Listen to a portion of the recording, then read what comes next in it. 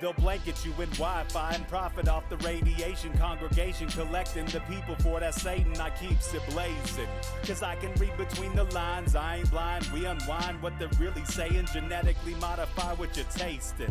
Don't need that college promise, so now you live up in your mom's basement. Redesign time so your mind is always wasted. Programmed to crave the basics. Keep the beta in stasis. Pay the state, kid. You're in debt for being born. Messengers are more than just the price for being warned. Don't be alarmed. Disconnect from their machinations. Stop subscribing to the folly of own nations. Bone breaking ain't the answer, cause they seek the ownership of souls. Spread the seeds and watch them grow. Break the chains of control.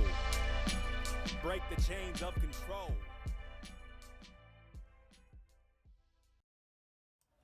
Sweet eternal balance of all that is good, true, and beautiful, friends.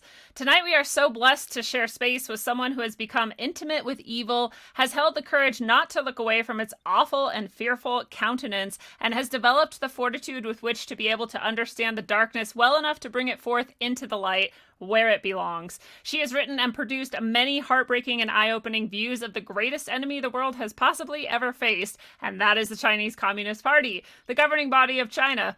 Precisely because she loves Chinese people and all people enough to dedicate herself to saving us all, Kay Rubacek has brought us many windows into the persecution of the people under the boots of torturous oppression. Kay, your work is stunning and beyond powerful, and I thank you so much for everything that you do and for coming here tonight to share it with us. Wow, what an introduction, Lindsay. That was just amazing. I'm speechless. You deserve all that and more, I'm sure. I really, really want people to understand this issue, but I also want them to understand how necessary it is that they go watch your films. And tonight we're mostly talking, or for me at least, about Finding Courage, because I haven't seen any of the others. But before we jump into it, I do like to remind people that rogue.locals.com is the place to be if you want to join the community, share information, check it out, interact with people. And you can also go to rogueways.org for all kinds of stuff from me. Readings, orgone pendants, autographed novels, all kinds of stuff. So go check out rogueways.org. And Kay, we always start with a little bit of lightheartedness, even for heavy subjects like this, with a pointless question of the episode. And I wanted to ask you, what uncommon thing would you like to see become more common in the world? Ooh, that's a nice one. What uncommon thing? Wow, that could be like anything. It could be anything physical, non-physical, wherever you want to go with it. Well, you know what I was thinking about today is like, I really like licorice, and I think more people should like it too. And I wish I could get it in more places. How about that? That is awesome. Enough. Well, and people don't realize real licorice is actually good for you. You know, like it gets candied and we like it that way, but licorice itself has healing effects and really cool properties. So it's not just yummy and enjoyable. It will help people. Right. I love it.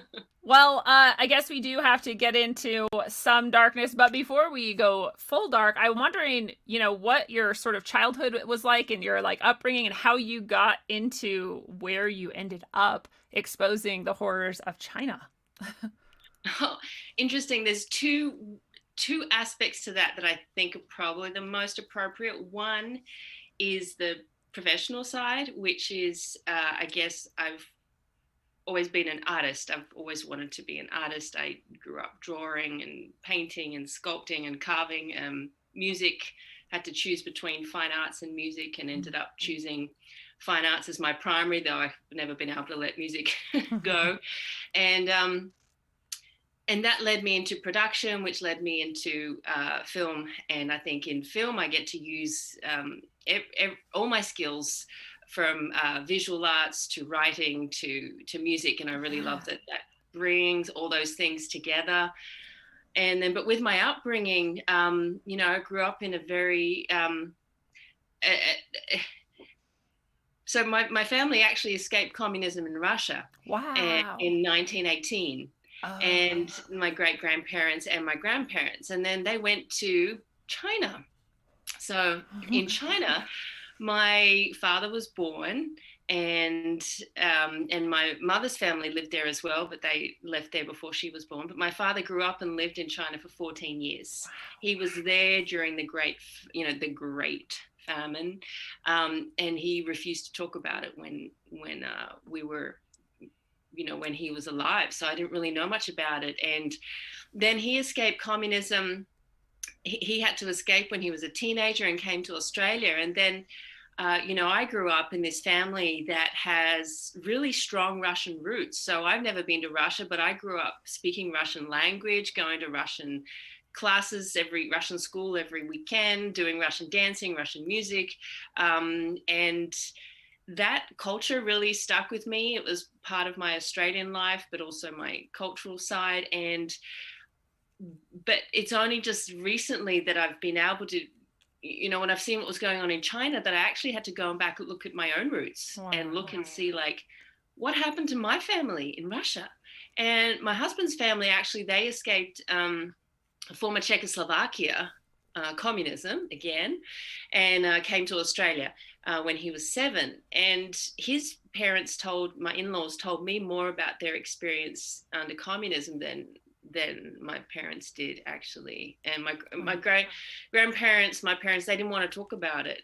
It was just too horrible, and it was past. And I kind of deal with that a bit in my book as well. And so, like my work now, I really am grateful that I've been able to connect my roots and make that part of the story, because I find it's really important for me personally, as well as I think it also, in some ways, it helps people to kind of access a very, what may be otherwise a really difficult, scary kind of topic. But when you see it through the eyes of someone whose family has lived it in so many ways, then it's just a different way to access the story. And so I had to access it in different ways. And yeah, it's been really fascinating. But that was my upbringing, and looking at what I was told and what I wasn't told, and then needing to fill the gaps. So it's been an interesting process for me.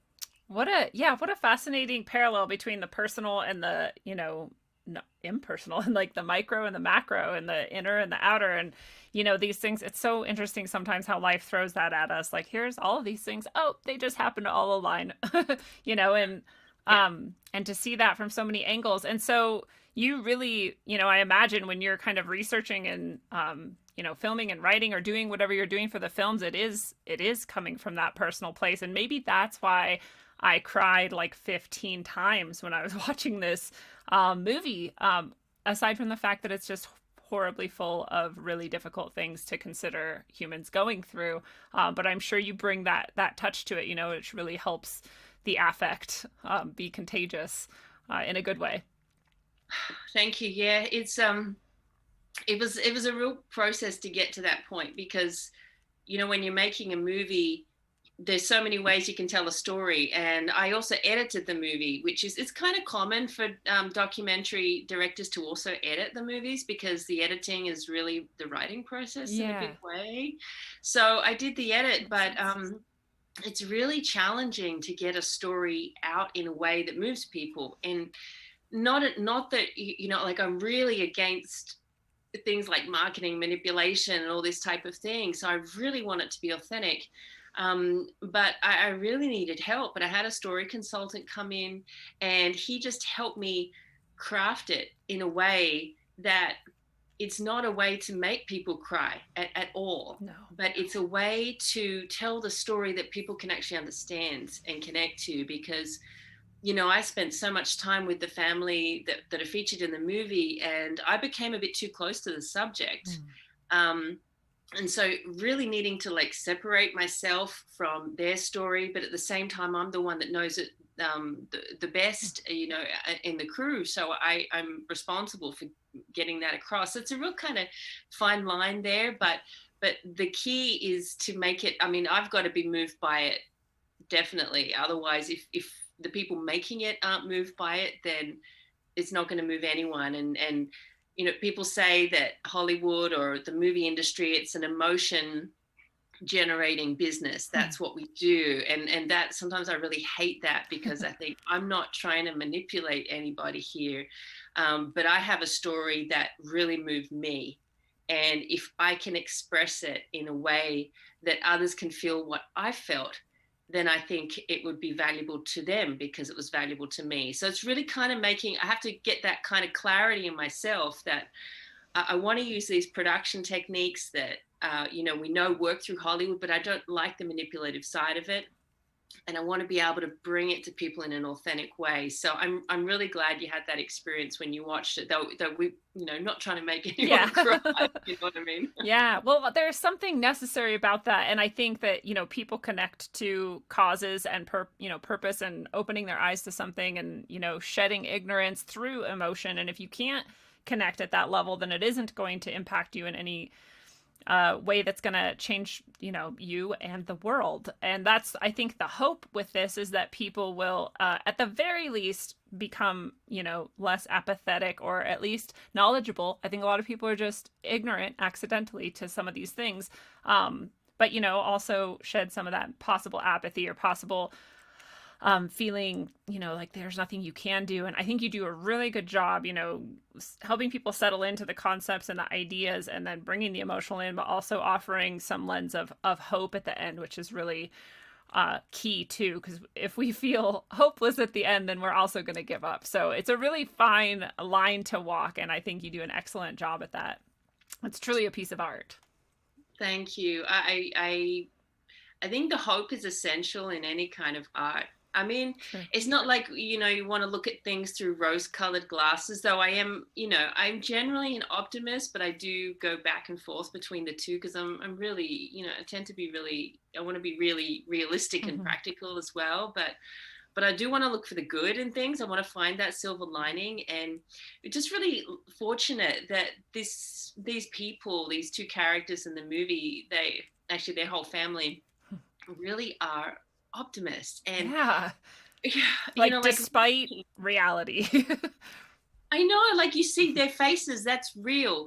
And some of the early cuts of the movie was really challenging, because we did screenings with people and they would say, why are they smiling? Yeah. And I'm like, that's how they are. And they said, but it's the sad part, why are they smiling? I'm like, because they're Chinese and this is how they're brought up. Yeah.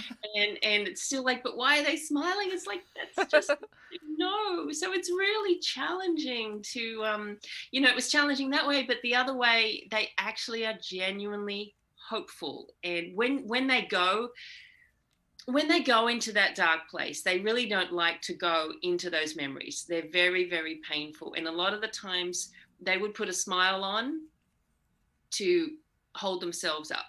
And that's how they were facing the world. And sometimes that was a facade in a way. And I learned to got access to them. I learned how to read them more and more, and realize the times when that was a genuine smile, or when that was a smile because they were uncomfortable. Or, the brother would do that a lot. He smiled a lot when he didn't know what to say. And so it looked really inappropriate that he would be smiling while walking around a prison. Was we took them to Alcatraz Island, and he's walking around a prison 1 month after being out of China. Yeah. And he's got a big smile on his face. And, a lot of those scenes never made it into the movie, because people wouldn't be able to get that. But they really did, in their hearts, they had that genuine hope, and that comes through at the end. But it was a matter of distinguishing between the real happiness and positivity, and when that is just something that's there as a shield to protect them from going into that those dark memories, which they have a lot of dark memories, but they put that wall up, and we had to really help them find the strength. I mean, they had that strength, but we had to gain their trust, and they had to be willing to take that shield down in front of the cameras and let us in and show us how they really felt and what really happened. And that took a long time. They gave us access very easily, very early on, but to get past that shield took time. But I think that time is what makes the story that you watch in the movie a lot more, really authentic, because it is real. Yeah. It's really real. And the times you do see that emotion come through, I feel like, for me at least, it's even more impactful, because you do get that sense that, like, this isn't something that, whereas other people might feel totally fine going on Jerry Springer and crying about whatever. Like there's people who are very private and it's very internal and it's not something you necessarily share. And so it has a lot more potency in a way that really speaks to you. You can feel it. Yeah. Well, so for people who have no idea, do you want to give us kind of your description of what Falun Gong is and how you became sort of attracted to that specific issue or movement or, you know, Sure. yeah, cultural movement? Yes. Well, the two characters in this movie, Yifei and Leo, brother and sister, they practice Falun Gong. And so that is, but actually not all of their family do. So that was something that really drew me to their story in particular, was there's this Falun Gong movement that started in China in 1992. And it came during a time when Qigong, for anyone who's heard of, Qigong practices, it's an energy practice like Tai Chi. Tai Chi is a form of Qigong. I guess people who are familiar with yoga, where there's the physical aspect, the stretching and everything, but there's also the spiritual aspect as well. Mm.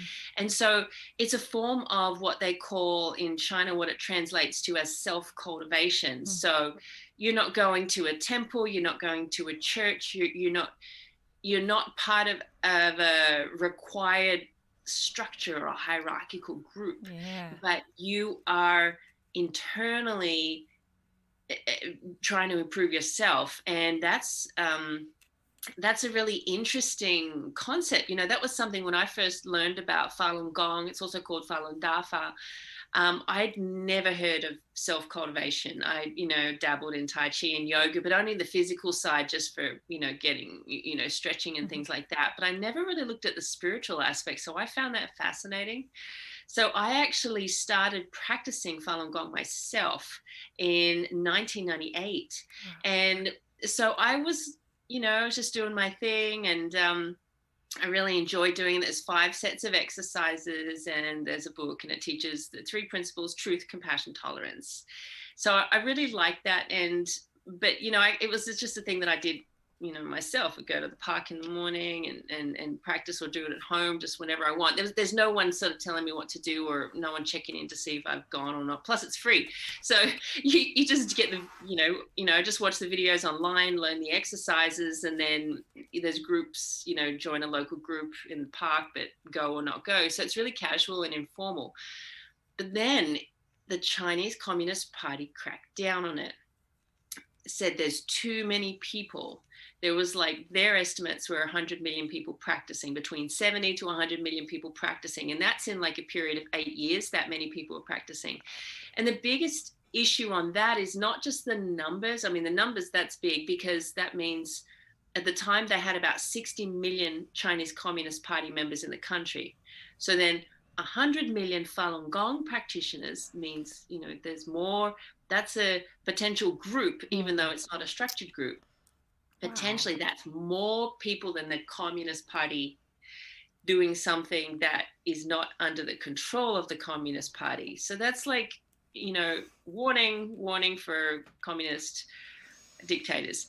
So they started to pay attention, and probably a big deciding factor on the crackdown, not that I think it's justified in any way, but officials, Chinese Communist Party officials, were practicing it. So there was people who were party members.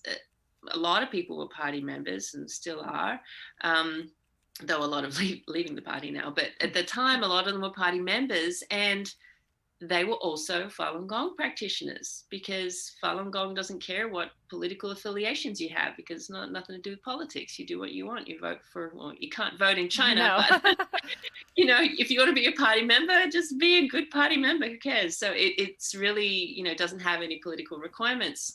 So so the Communist Party, the dictator at the time was Jiang Zemin, and he banned Falun Gong, and he basically said, eradicate it in 3 months. God. And so I'm, I was in Australia at the time, and I'm practicing at the park. And then I come home one day, and my mom says, so this Falun Gong is now banned. I'm like, what? What? How? Yeah. What's the world's gone insane? How do you ban truth, compassion, tolerance? Yeah. It didn't make sense. How do you stop people from going to the park to do yoga, right? Something that looks like yoga. There's no money involved. How do you stop me, right? Someone who's pretty independent. How do you stop me from going to the park and doing this stuff? So that's what happened in China, and to me it was just bizarre, and it got worse. People started to die because it wasn't that, they said basically it was going to be eradicated in 3 months, but it didn't. And because it's not like a hierarchical structure where you just take out a leader or you get rid of the funding and the group dissipates. Yeah. So they arrested the people who were the organizers, and the organizers are the ones that turn up with the music boxes to the parks. Okay, you take them away. As close to the leader as you can get. There isn't really a leader, but they're an organizer, right? Yeah. They turn up every day. They bring the music, and they'll put a sign up and say, "Hey, free classes here." But if you take them away, most people have music at home, so you just play the music yourself. So then other people stepped up to the plate and said, "Well, I'm not stopping just because you took the person away with their music. I've got my own music." So how do you get rid of something like that? And so people started to stand up and say, this isn't right. And the two characters in our movie, Leo and Ife, they had seen this before. So Ife was in China. She was a very high profile journalist, Communist Party member. She was interviewing the top leaders of the party whenever they came to her state. So she's, her and her husband were top level officials. If they got pulled over for a speeding, they're never going to get a ticket. Never, because you just show your media pass. They call it like you're a little prince. If you have a media pass like that in China, you're not going to get into trouble for anything. So she had been a journalist in 1989 when the Tiananmen Square massacre happened. She saw what happened. She knew what happened to the students. She wasn't there when they were killed, but she had joined the protests, and she became really disillusioned after that. And then, but she kind of put it aside, kind of forgot about it, because you have to live, right? And you're living in a communist country. You kind of just go on with things. And no one in her family was killed in 1989, but it left a bad taste in her mouth. But then in 1999, 10 years later, when the Communist Party outlawed Falun Gong, her sister was arrested. And her sister, Ke was already practicing. Ife wasn't even practicing. She wasn't interested in Falun Gong, but she knew her brother and sister practiced. So she just saw what they did. She knew what they did was good for their health. And then they got arrested for going to Tiananmen Square saying, please don't kill us. Please don't arrest us. We think you've made a mistake. So Ife saw what was going on, and she felt it was really wrong. And so she started, out of this sort of righteous indignation, she said, I'm not having any of this. I'm going to stand up for my family. And because her parents also practiced, and she started to practice. She started to be a part of the group. She wanted to understand them. And as she got more into it, she felt that this was something really good. And one day, she herself went to Tiananmen Square. She held up a banner that said, Falun Gong is good. She was arrested, put into prison. So were her brother and sister, but she escapes. Her brother doesn't. He's put into jail for 13 years, and her sister is murdered. So you see what happens to these three siblings. And if I can just add one more story on top of that arrest story, is mine. So I went to China in 2001. I didn't know Ife or her family, but I knew that there was going to be a protest. I knew there was a couple of guys from America who practice Falun Gong, and they said, we're Americans, we're Caucasians, we're going to go. If you want to come, keep it secret, but come on this date. Don't blow the cover. November 21st, November 22nd, 2001, 2 p.m. at the flagpole in Tiananmen Square. Be there. I found out, I turned up, and there was 36 of us from, I think, 13 countries. Wow. And I didn't know these people. And I went with a friend that I did know from Australia, but I didn't know anyone else there. And we were all arrested. I had my hair pulled, I was beaten, I was bruised. Wow. not badly, but I Mm-hmm. was beaten up and I was put in a basement jail cell for holding a banner that said truth, compassion, tolerance. That's it. 3 Wow. words. Wow. Truth. And I didn't break any laws, right? No laws. And I was kept in the same basement prison cell that Ife was kept in. Wow. And That gave me like chills. it was just amazing. Like when I heard her story and she was telling me what happened to her, I'm thinking that's what happened to me.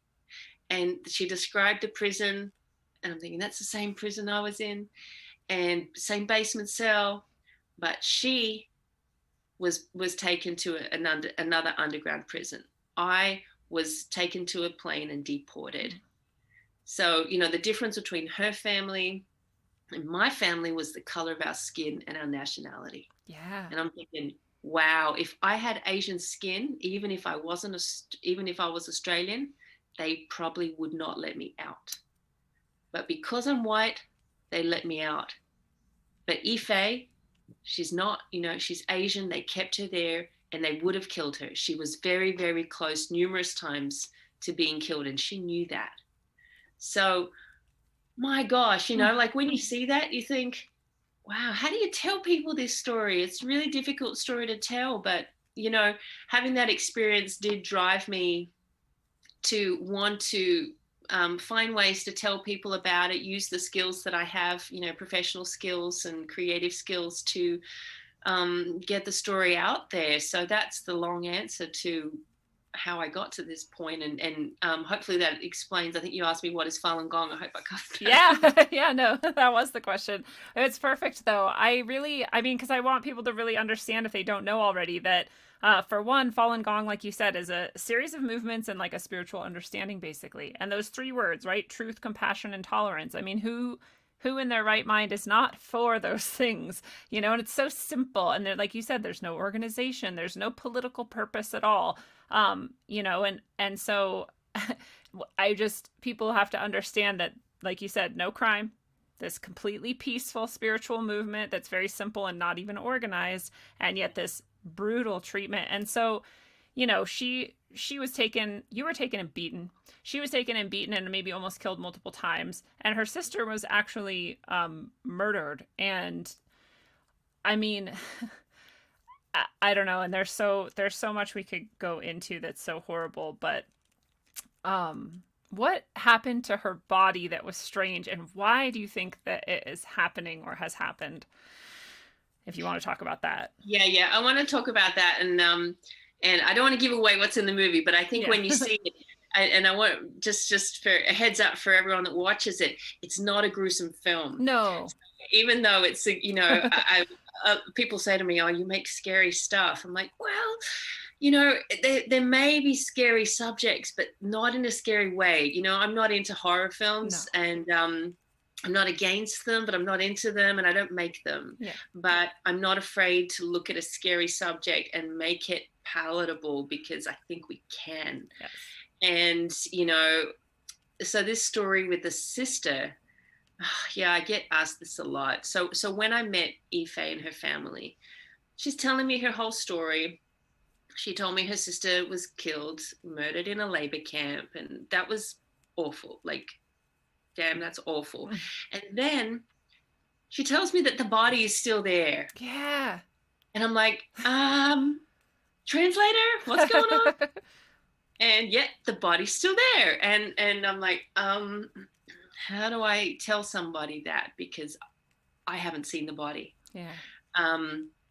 So this part isn't covered in the movie. So I like talking about this part, is like how, because in the movie we have all the admissions to prove that it's there, right? But we can't, all the nitty gritty. I don't bother putting into the movie. But I said to the family, look, okay, I'm believing you, but it's not enough. I'm a journalist here as a documentarian. I got to know this. So they started giving me paperwork. And I had official documents from the Chinese labor camp, and I verified that from many sources that labor camp exists. It's still there now today. I have photographic records of its development since 2001 up until present day. We have live footage of it filmed specifically for our movie. We had investigations going on, undercover footage inside. We have admissions from the labor camp director there currently, as well as numerous sources from the people that were there at the time. And even one of the staff is still there now. And she says, yeah, we know this person. We know she was dead. She was part of my team. She was on my, in my brigade. And so the weirdest thing is that, well, just the whole thing's weird, because that just wouldn't happen here. And people say that wouldn't happen in China because I thought I knew China. I was arrested in China. I've been studying it for 10, 20 years. My dad was born in China. I thought I knew China.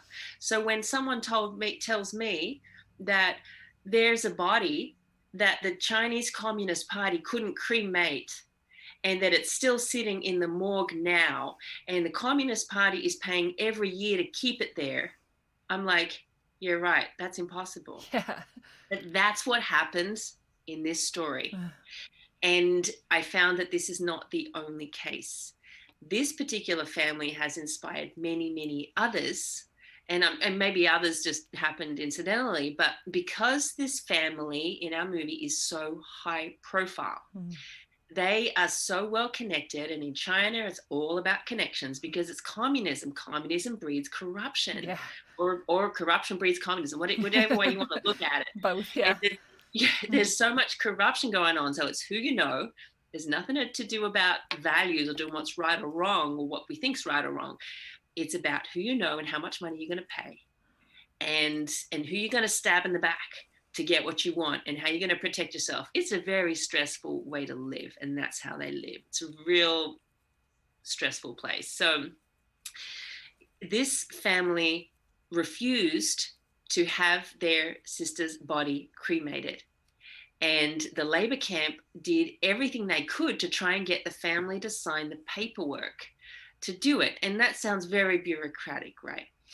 But what it comes down to is that the person that puts their signature on the cremation papers, that family is going to hold them to task. They're going to hold them to account. And no one at the labor camp has been willing, or at the morgue has been willing to do that, because the family is so well connected to all the high profile officials, to everyone in the media, thousands and thousands. Everyone in that city knows this case.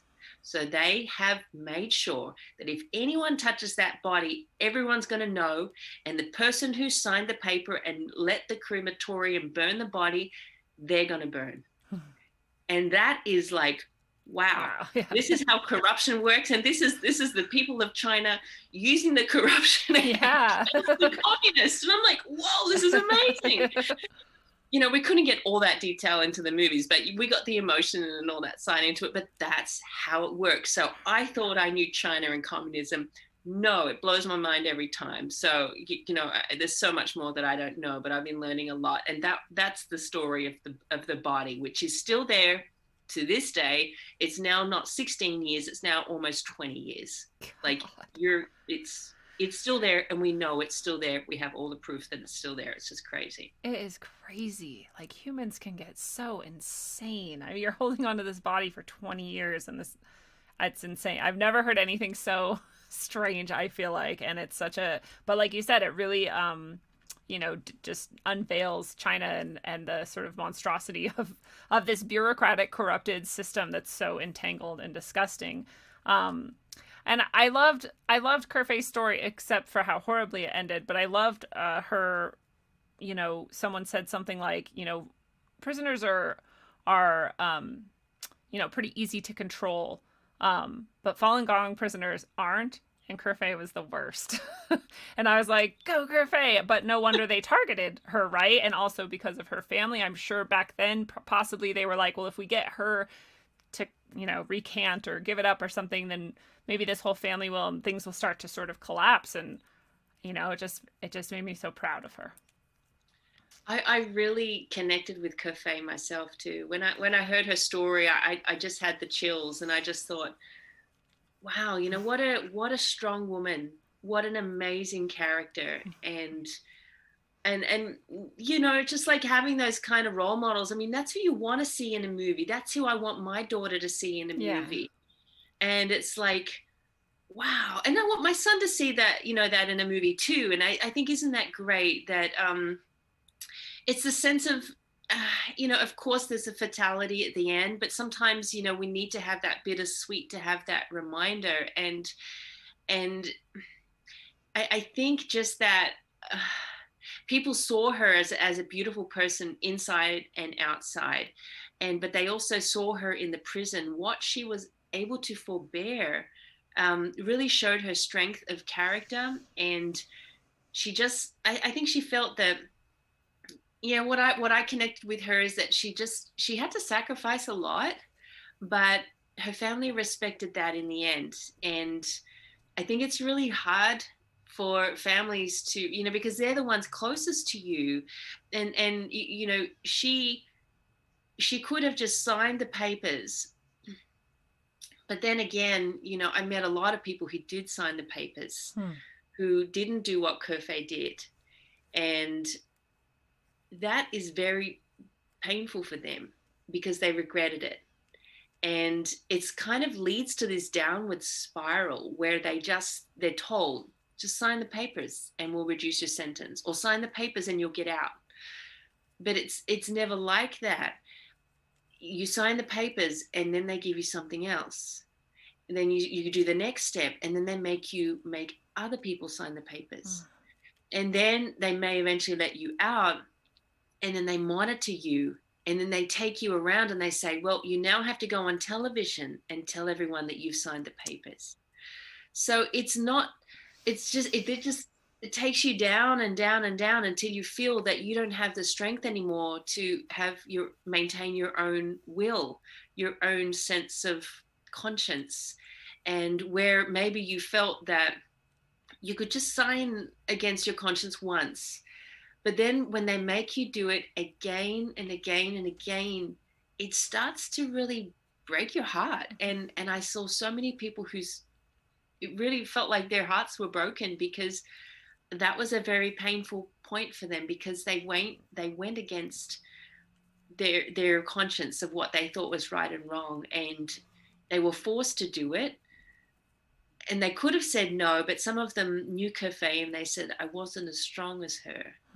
And they were very much inspired by her, and they feel now still inspired by her. And I think making this movie was it's a heavy going process. You hearing all these stories, and I would need to like really decompress after these interviews. But there was a lot of these people who would say, this is the first time I've told anyone this. And they would just end up pouring it all out. And I'm thinking, wow, if this is what I'm supposed to do, I'm really grateful for it, because I know I'm going to survive. I know I'm going to see the other end, even though this is heavy.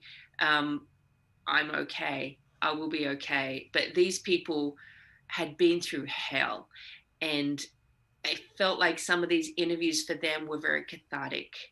And when they watch Kerfé's story now, there's another element of catharsis, just to know that they survived what she didn't, and there's still hope for them. Nothing's lost. Okay, maybe they did. Maybe they have some regrets. Don't we all? And they came out the other side. So I feel there's just this, the story just affects people in so many different ways and on so many levels. And it was really fascinating to connect with people all on these stories and see how they related to Kerfé and her story. It definitely affected me in a lot of different ways. Yeah, what a healing process for everybody to go through, in the creation of this and the washing of this and the sharing of this. And how empowering too, for people who maybe felt like, there wasn't a lot of hope, or that maybe eventually you want to give up. and that this kind of reinvigorates perhaps and reminds people like, okay, there's other people, we're all together actually in this, and we all have a little part to play in it, and what a beautiful thing. And it's so heartbreaking to think of that bullying, really like devilish tactic to try to force someone to do something that they don't want to do. And then once they do, it's like you said, like now that you can make them do what you want to do. And so why would you stop, and it's so manipulative and horrible because I can't imagine being physically tortured and hopefully I never have to, and not in this way, and I can't imagine the temptation to want that to end, like, of course I'm going to sign this paper or whatever you say, but then, if you know that what's after that is just more and more and more degradation and giving away parts of yourself, like maybe then you rethink that a little bit more. I don't know, but I'm not going to judge anybody for making any choice in that situation, because, I've never been there and I wouldn't want to, and I'm just amazed that anybody goes through it and comes out the other side. And I wonder if now is a good time to play this clip that is pretty short, but it's pretty powerful. And for people who don't understand, I think it's a really important set of images to have. So that's okay with you. I'll play that now. Absolutely. Okay.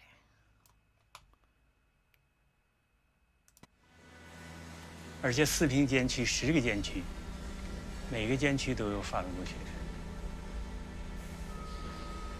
他们就用那种抻床把人抻成大字形，都是这样抻，在床上抻死，最长时间床上待了55天，只剩一把骨头。保外就是他们急保，说人不行了，赶紧给家送回去。到家很快就死掉了，说惨无人道，都很难忘怀。 So that, the people in these clips are, because I think some of us think like, well, maybe if I was there, I would just kill myself. And it's like, they don't let you do that, and well, maybe I would just starve myself until I die. They don't let you do that either. And they clearly are willing to let people get to the point where the closest I think we can come in comparison is unfortunately the Holocaust. I think that's the only time, for me at least, that I've seen these exact images of just fully emaciated bodies that are also imprisoned and not free. And we had a world war, allegedly, to like stop this. So why do you think we're so apathetic to this Holocaust in China? Do you know what I mean? Oh, totally. It's a question that I ask myself a lot. I've given a lot of thought. People have asked me too, and the biggest reason that conclusion I've come to really is that, and the reason that I ended up writing the book that came out of the movie is that we had the Nuremberg trials after, what happened in Nazi Germany. And we're taught generally, maybe not so much now, but I know growing up, I was taught Nazism is bad. Yeah. And look at what Hitler did. Look at who's responsible, all these people, anyone connected to that. Look at what the German people have been through and what they've done to, there's that national consciousness of never again among them. And I think that just is testament to the strength of character of a nation, and what I think the German people are just phenomenal and amazing to be able to come through that and recognize what's happened and be able to put that into their history and their culture and move forward in a positive way. Communism has never had any trials. Yeah. Communism has never been found guilty of anything in any country. It's been trialed. It's an experiment, and people say, well, communism doesn't exist. It's true. Communism actually doesn't exist. Yeah. China is technically not a communist country. It's a socialist country. The Chinese Communist Party's constitution says very clearly, we are a socialist country. We are heading towards the goal of glorious communism. Okay, they don't have glorious in their constitution, but they have communism there. The other words are all there. So the isms all kind of get mixed up. There's Marxism, there's a whole lot of other isms in there. But essentially, I'm using communism as a bit of a catch-all, and there's a lot of variations out there, but it's because no one has ever been held to account. And you look at what or who has killed the most people in our human history, it's not Hitler, it's the Communist Party.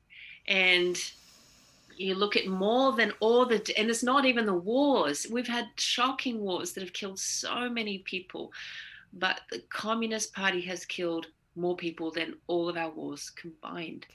And we're not taught that. We're not taught that in schools. My kids aren't taught that in schools. I wasn't taught that in schools. Even my parents didn't want to talk about it because it wasn't talked about in schools. It's not a common thing. You don't say those things because the communists might come after you.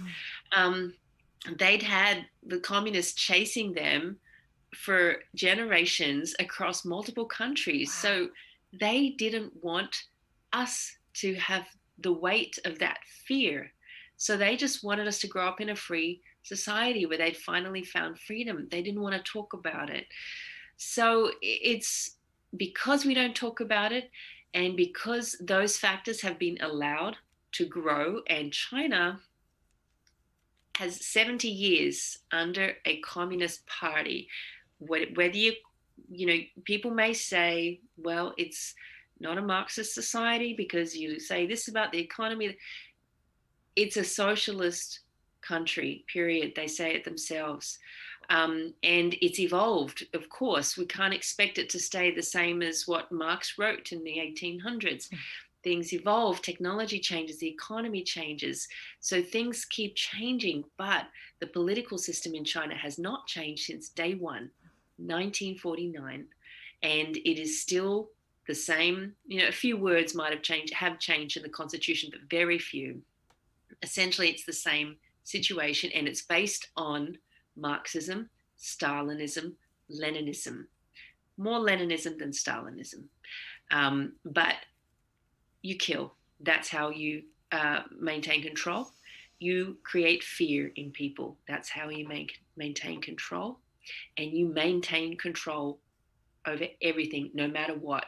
You can, if people want more money, if they want more shiny things, give it to them, as long as you can keep control. You can call it anything you want, as long as you keep totalitarian control. And that's what they've done. And this is a massive experiment, and it's been allowed to grow. And China, under the Chinese Communist Party, we've witnessed it, and we've seen them. They have sponsored socialism, communism in so many other countries. And it's a real danger because it's just killed. Nothing else has killed that many people. Not even a pandemic has killed that many people as communism. And we don't talk about it. Yeah. So that's my answer. That's my long answer. No, it's a great answer. It nails the exact problem, that we don't talk about it. We don't teach about it. When we do, there's this idea sort of that we have to respect cultural differences. And, there's very stupidly, there's these people who will call you racist if you criticize China. And that's why I pointed out in your intro that you love Chinese people, just in case there's any silly racist, I think they're the racists, watching this who want to try and say that. And so it's well, if you're not allowed to talk about it, and when you do, you're somehow racist, even though it's not a race, it's a government, it's a ruling class, then how would you ever get to this point? And there's also just this very strange resistance, I notice at least in the US, and maybe you notice it too, that people have this resistance to admit that China could be that horrible. And I don't understand that at all, because I feel like it's been pretty obvious for a very long time that system was very oppressive. But this is what we're seeing, and it is all wrapped up in that,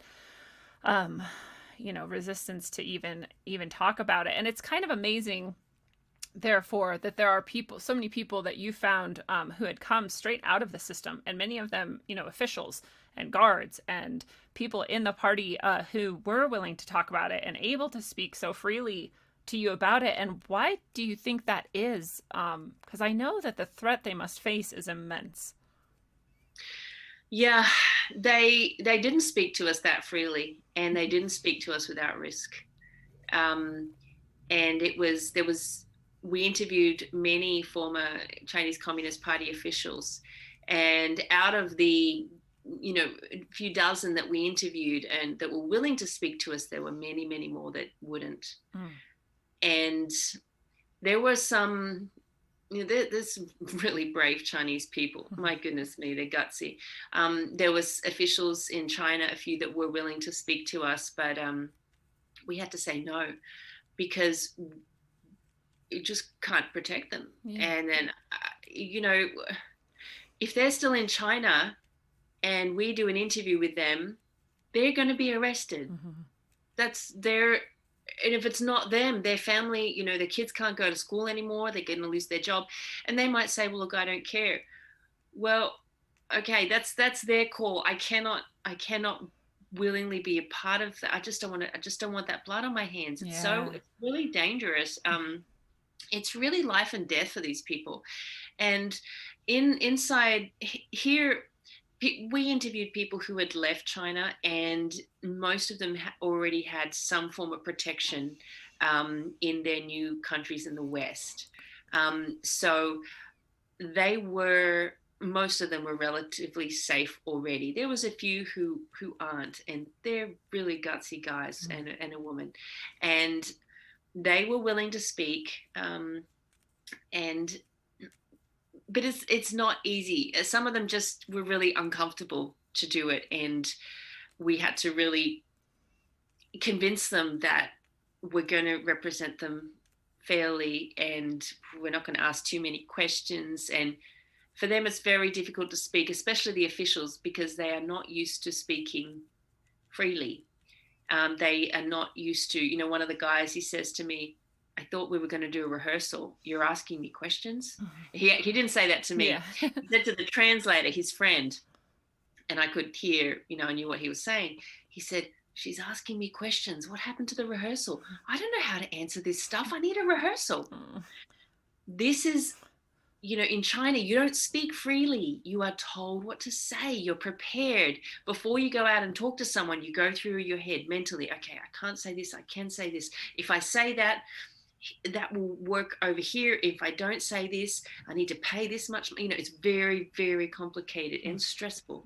Whereas here, we're like, hey, just tell me how you feel. They're like, what does that mean? They cannot answer that question. And I think, what you were saying before about this racism thing, I think the biggest problem is that the Chinese Communist Party has been able to convince a wide majority of the population of China and a vast majority of us that China cannot exist without the Chinese Communist Party, and that the nation of China, which has existed for 5,000 years, amazing culture, amazing people, they've been through so many other forms of disasters and challenges and successes. Truly. The Communist Party is trying to, and has essentially made us believe that China and the Chinese people cannot exist without them. But essentially, it's kind of parasitic, where it's latched onto this country, this beautiful nation, these beautiful people, and they've said, we're in control, and you will do as we say. And so it's different. It's really this very totalitarian regime. But we have been taught to believe that if you criticize the party, you are criticizing China. So I knew very early on that I'm going to be called anti-Chinese. I'm going to be called racist. My dad was born in China. I love Chinese food. I love Chinese people. And I'm telling stories about Chinese people and helping them tell their stories. But I knew that, the irony there is that would be seen as anti-Chinese. And that's why I feel the distinction is really important, that we understand in the West that China, and to us it's logical, right? But we have to remember it. That China is not the Communist Party. Yeah. It's like us saying that America is the Democratic Party. It is not. You know, okay, they're in power right now, but is it the Democratic Party, or was it the Republican Party? Of course not. But in China, it is the Communist Party. And if you say anything otherwise, you are anti-China. So that's where we got to call that out and say, that's dumb. Yeah. That's illogical. That's irrational. And really be able to pull that apart and say, that's not a racist issue. That's just a different form of logic. That's communist logic. That's not free thinking. So we have to, I find that the communist thinking has really penetrated a lot. And the Chinese Communist Party has been very effective in bringing that across. But we have to dig that out and really just let our rational minds, our free thinking minds, value them and use them and call it out and say, that doesn't make sense. And I think we should be able to say that. And that's essentially what I've tried to do in the book, is just call it out and say, it doesn't make sense. Explain to me what it is, but I don't have to accept it because I want to stay a free thinker in a free country. I think we've got to be able to question things. Yeah, I would hope that we always can. And I know there's one thing that is not allowed in China. And I think it's a really good distinction to make, in that using that terminology even of distinguishing and saying, okay, the Chinese Communist Party, the CCP is what we're, criticizing, and maybe leaving the word China even all the way out, leave China out of it, whatever, just talk about the CCP. And I've seen a lot more focus on it. I guess focus is not the right word, because I don't see it on social media. I don't see it on any media. I don't think we're allowed to criticize China here, subtly. We're not allowed. Obviously we can, because we're here doing it, and that's very lucky, and I'm grateful for that. But I have seen more people, for example, the recent event at the White House on the 6th, I guess there was a large contingent of people just holding signs saying, like, stop the CCP and, stop prosecuting or oppressing Falun Gong. And I was like, that's cool, because I feel like I used to see it in like 2004, 5 a bit, and then I just have not seen it since then until right now. So I have a little bit of hope that that's kind of coming back up to the surface, and that people are starting to notice again and remember. And I wonder what you think about this, that possibly part of the reason why is people are starting to notice that the CCP and various aspects of that culture have sort of infiltrated into the West, and that maybe China's coming for us. There's, this is when, it's sensitive, isn't it? Because there is so much, you got to follow the money. Yeah. This is how communism works. You follow what happened. I've got a good friend from Venezuela, and she has told me so much about what happened under President Chavez there, and just to see how that country that she grew up in was super wealthy and then was destroyed. And we may not call it communism, but that's called, that's called socialism. And so I think, again, this sort of terminology gets mixed up, but we've got a lot of examples. And look, in Venezuela, follow the money. You see who funds the dictators to carry out the bad things that hurt the people on the ground. You follow the money with China. Who is receiving money from the Chinese Communist Party? Who is giving them money? And now it's really hard not to buy things from China. I mean, okay, sure. Okay, I'm how do I avoid buying some appliance if there's nothing else, if it's only made in China, or if the made in America ones really, the price is more than I can afford. I'm not criticizing for people for buying made in China. No. I do try and avoid it when I can, and I like to buy local because I want to support local. But, there's big money out there, and that big money is very connected to China. China knows, now I'm saying China, but it's the CCP. Yeah. The CCP knows, and they have a big budget for foreign influence. Mm-hmm. But the media in the West, particularly in America, has not been willing to cover those stories. And that is pretty scary. If they're not willing to cover the stories that are, and it's not just covering, okay, right? They're just completely shutting down, like even a question about, say, someone receiving large sums of money from China, from the Chinese Communist Party, from Chinese corporations, which we have to understand that in China, if a business or a corporation is successful, they are connected with a CCP, Period. Yeah. You cannot be successful in China without being connected to the CCP. All the people I interviewed in my book testify to that. And those are high profile Chinese Communist Party officials. And yeah, so anyone receiving money or doing business with China is in a way supporting the Chinese Communist Party. But when you get to the top level, we're talking millions, billions of dollars. And those stories are just being pushed down in the media. We know that the Chinese Communist Party is behind that. And you just got to follow the money. It's scary because they're pulling a lot of strings behind the scenes, and it's not good for our country. No. And I just I just I can't imagine being in a position of power and like selling your whole country out. Just and especially to, it's kind of similar to what we were saying earlier, where like once you kind of break somebody, well, now you've broken them and you have them. And it's like, I think some of these people think like, oh well, they're coming anyway, they're going to be the power, I'll get in good now, my new masters or whatever, in some level of their mind. But they're not, it's not like they play super fair or they are honoring, anything.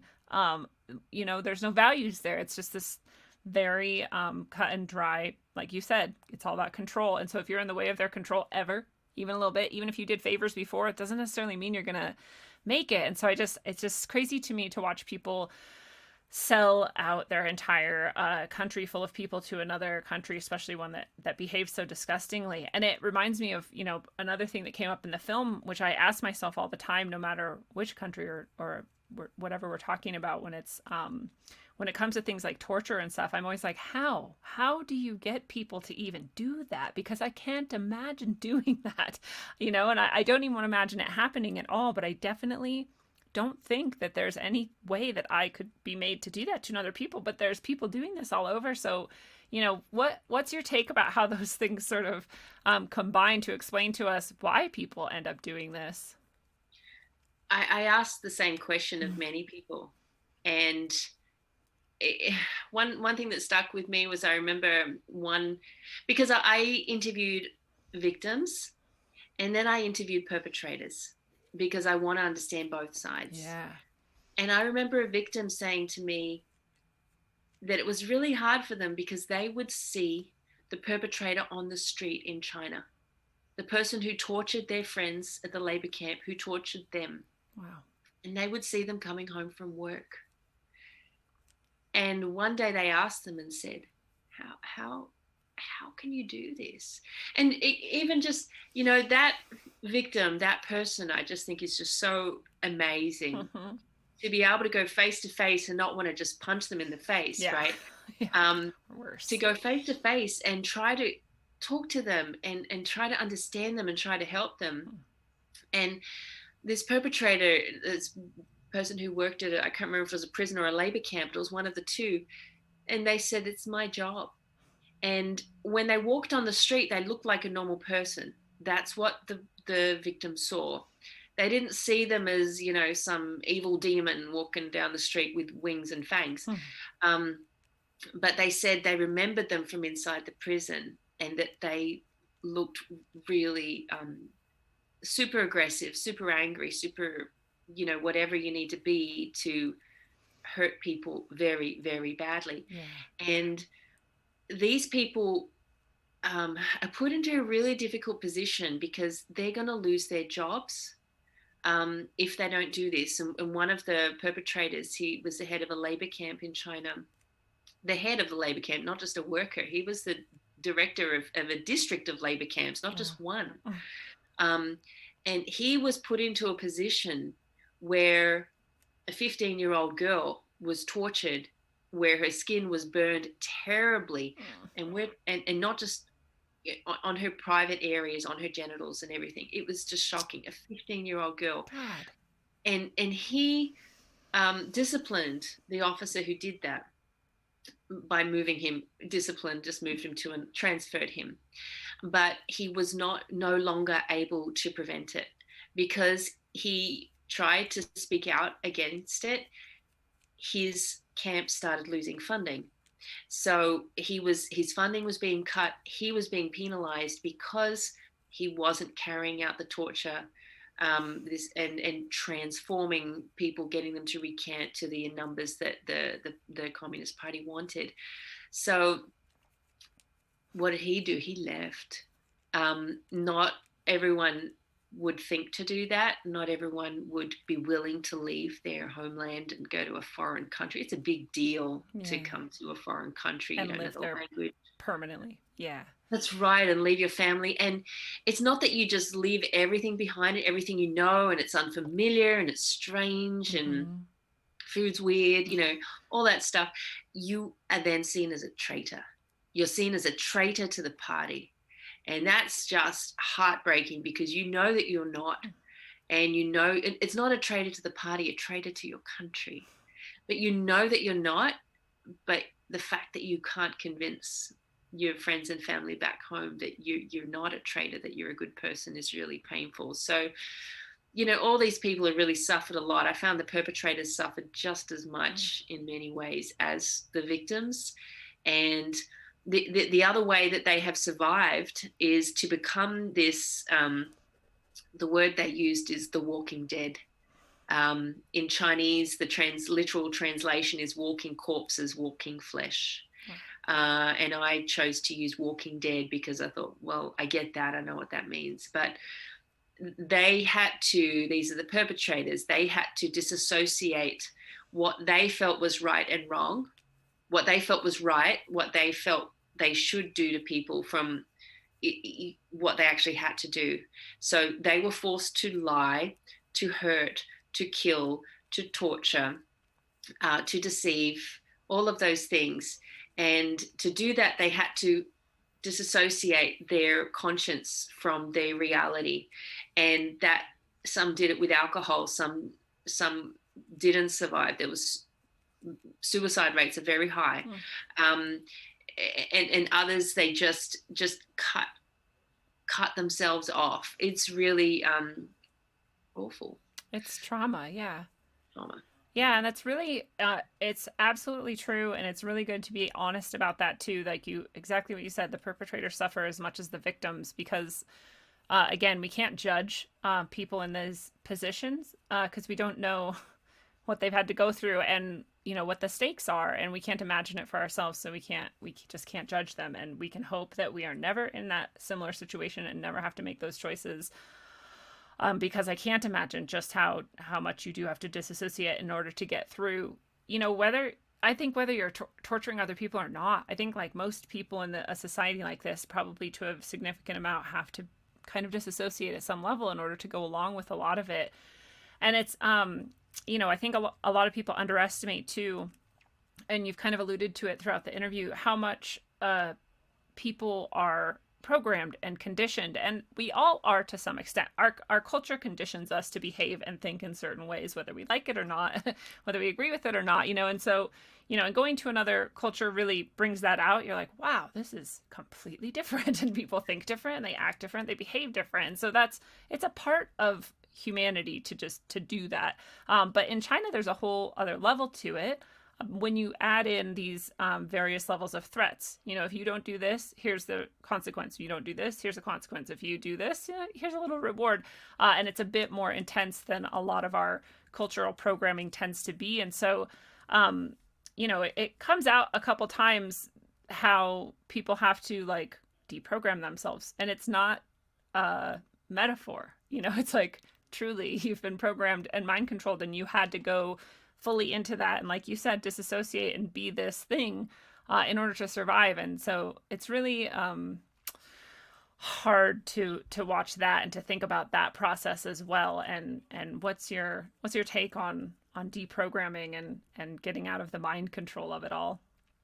It's really, it's interesting because, my family came from Russia, right? And that's where the brainwashing experiments really started. God. Under Soviet times. And it's this concept of being a group of intellectuals being greater than everyone else. And this is a Marxist socialist. This is a fundamental, people say Marxist is an economic system. Wrong. It's not, economics is part of it. But a really fundamental part of it is that a belief that the majority of the public is not able, whether it's intellectually or just emotionally or whatever, to make good decisions for themselves beyond maybe some basics, and that they need to be guided by some sort of big brother authority, which is essentially a class of ruling elites. And that started under the Soviets in Russia. Yeah, it was probably funded by Wall Street if you follow the money. Yeah, seriously. Right. And then it went to China, and it's just developed there 70 years, right? So what Russia was doing was already pretty scary if you look at what they did to kids, dogs, humans, in the early 1900s. Then you go to China, 70 years of that. You think they haven't stopped it? Yeah. They have honed it. And they've merged technology with that, right? Oh, yeah. They know it really well. So it's absolutely naive for us to think that the Chinese Communist Party has forgotten its ancestry in the Soviet Union. They themselves say we are Marxist Leninists. We follow Marxism, Leninism. And that is that there's a ruling elite and that they know better than everyone else, than the masses, the populace. I mean, these are the words that the Communist Party uses all the time. It's not like they're old school for us because, our media doesn't talk about the masses or, classes and things. We just change it to something else. We call it, identity politics now or whatever, but it's still pitting class against class, race against race, minority against minority. That is the other aspect of Marxism, socialism, classes, where you have class warfare. Okay, it's not cool to use those terms now. And when we hear that, we can say, well, that's just outdated. That was, from the Cold War. Yeah, well, we've just changed the terms. That's all it is.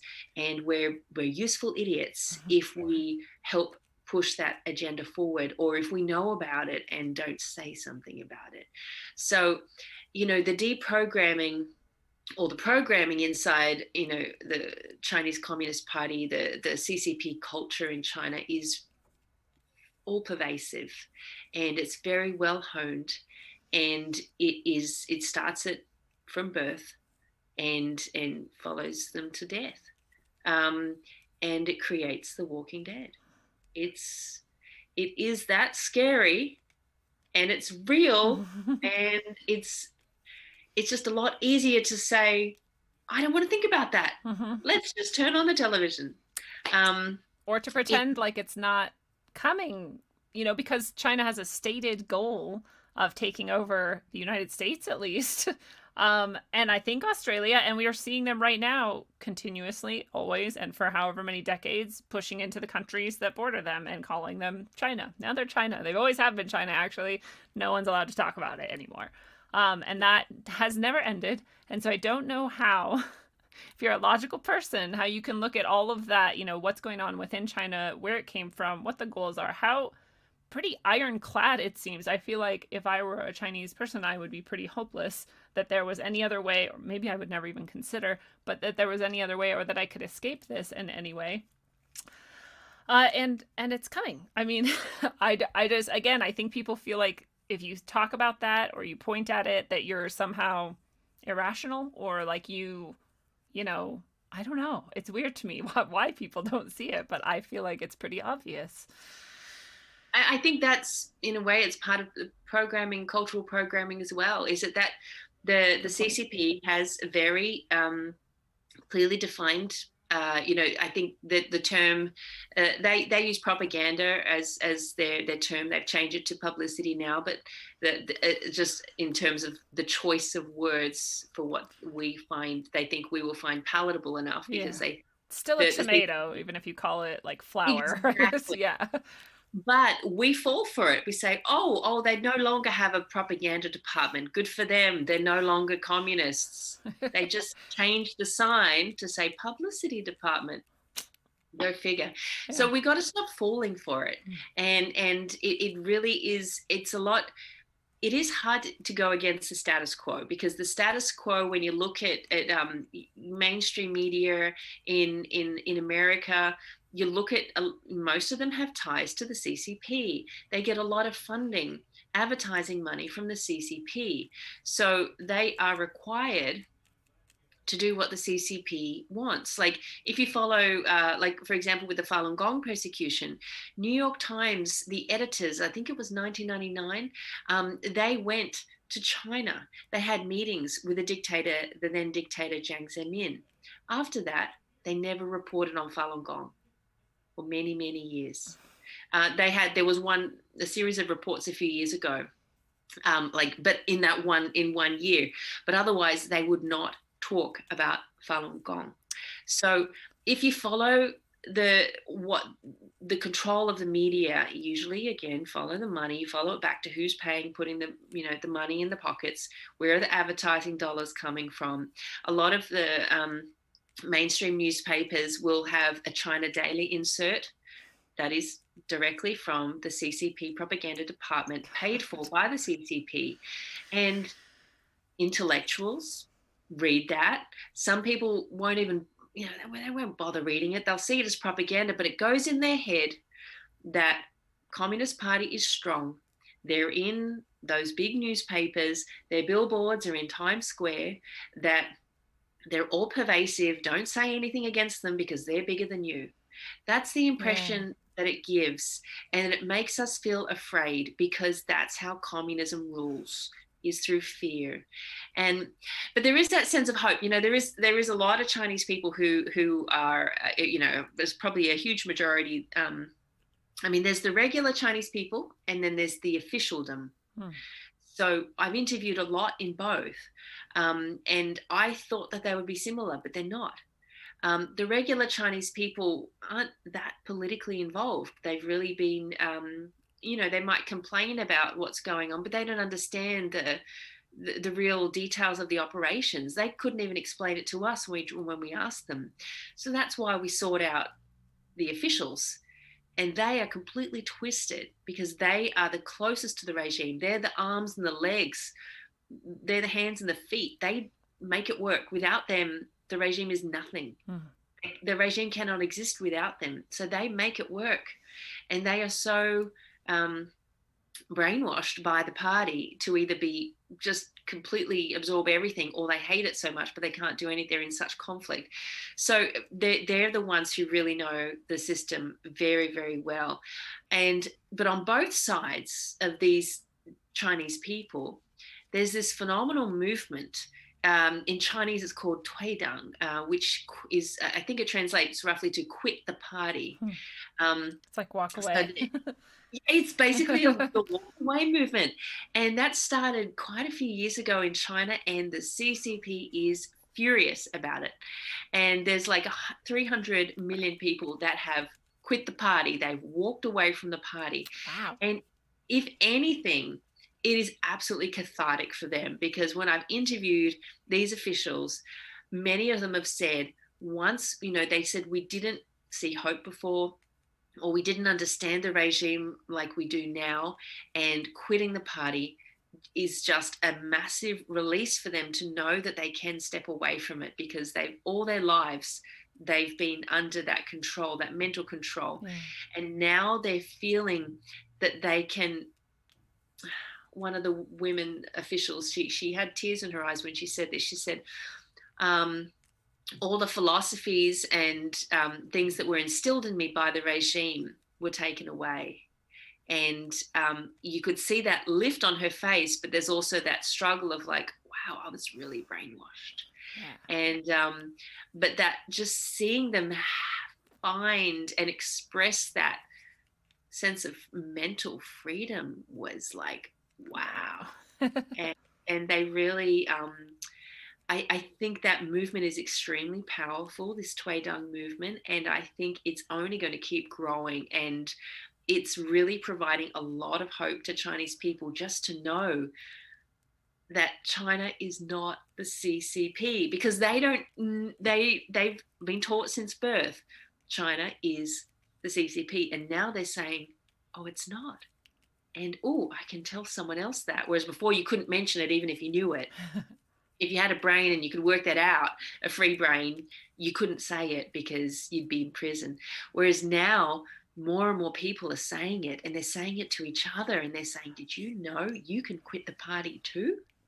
And this walk away movement is phenomenal. So that was one of the biggest hopeful inspirations that came out of not everyone that we interviewed, but so many people that we interviewed, is that this is the hope for the people of China and the country of China, is that this walkaway movement is what's going to restore humanity to them, and that's pretty amazing. How beautiful. It's so powerful when we can have something that simple, it's easy to imagine, like, oh, walk away, and like you can write it really quickly, you could like stick it really quick on a wall somewhere so someone sees it, and it's really beautiful to imagine that. And when we release this mind control, or we come out of like an illusion, like you said, it's kind of like, holy crap, where was I just now? Like, what happened? But it is so freeing and empowering, and that little, even tiny little empowerments, like this like ripples out into the rest of our lives, into the people that we know. And so watching that grow, I'm sure, is really hopeful. And it makes me think back to the Falun Gong movement itself. I don't think it was ever, it doesn't sound like it, there's no evidence that it was ever intended to, like overthrow a government or do anything but empower people to feel connected and healthy and, spiritually aware and present in themselves. But it's kind of fascinating to think about. It probably does actually do a good amount to sort of defray the worst of the effects of the CCP, because, if you have to disconnect from yourself in order to carry out these things, or in order to go along with this regime, connecting within yourself is probably going a long way towards letting you get rid of that, get that out of your life, and disconnect from that, be more connected to yourself. And so it's kind of interesting that I doubt that that's why they ever targeted it. I think it's much more like you said, it was numbers, it was making them, there's way more people doing this, whatever. But it's interesting that, they feared it for some reason, and maybe they had good reason, because it is really empowering. Yeah, that was a conclusion that I came to my book, actually. And it was only at the end of writing it. I never really thought about it before, because, I'd investigated this myself, because I needed to understand it. And like I said, I went to China to see for myself, like, what was going on with this persecution and this group that, I was a part of by just doing my own thing at home. But, what was really going on there. And what I've been saying, and what I still believe to this day, is, like, if Falun Gong wanted to overthrow the Communist Party, they would have done it. Yeah. Right. Right. 100 million people. Yeah. Boom, it's done. Right. But Truly. for anyone who reads the teachings, which are actually all free online, there's no secret teachings that you got to pay for or go to some special classes for. They're all just free to download off the internet, so anyone can access the teachings. So I always just say to people, look for yourself. And even though I practice, I have done my research, I've done my homework, and I've read piles and piles of Communist Party documents and books and speeches and rhetoric. And I've read all the Falun Gong teachings, and Falun Gong teaches no politics. And, don't try and get in there and take power, because that's not what this is about. It's not about finding human power. If, basically, I'm paraphrasing here, but my understanding of it is that, the teachings from Falun Gong is, if you want political power,